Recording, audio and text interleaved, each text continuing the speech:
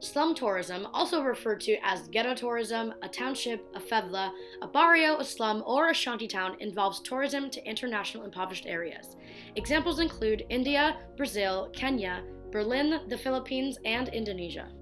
The purpose of slum tourism is to provide tourists the opportunity to see a non-touristy area of a city or country. Modern tourists want an authentic experience, not the whitewashed tourist zones that were so popular in the 1980s. Slum tourism meets this desire, offering a look into the world beyond their personal experience. The tours show guests that not everyone has a middle-class home, but that doesn't mean they don't have a vibrant life.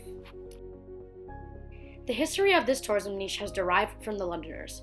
Those who resided in the middle and upper East classes of the area headed to the East End to gawk at the poor in the 19th century, which grew in such popularity that the colonial term for this endeavor, slumming, was included in the 1884 edition of the Oxford English Dictionary.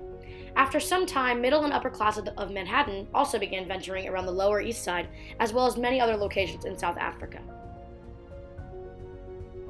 More recently, many tourists began traveling to see places where the struggle first arose, as slum tourism developed into a formalized commercial offering.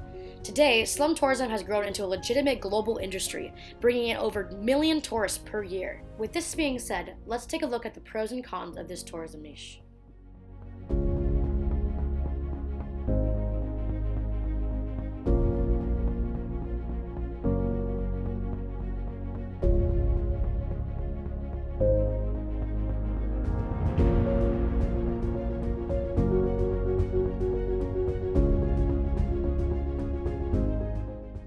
Brazil holds the largest amount of slum areas.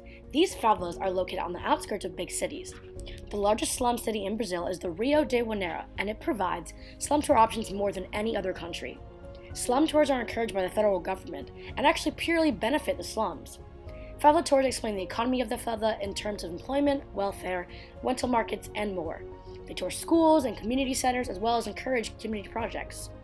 Tours provide an opportunity to understand that these hill communities are vibrant communities, not just drug-infested slums portrayed in movies.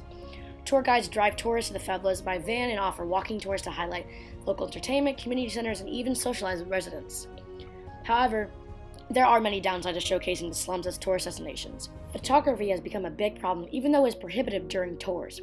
When tourists take photos, they place them on social media, allowing large media presences to manipulate images and videos. Unfortunately, gangs, vandalism, and drugs are also prominent in the Brazil favelas. Gang control the streets, and local police and military do their best to keep the area safe. Thank you for taking the time to learn about slum tourism, and I hope you may visit one soon to discover this globalized tourism niche.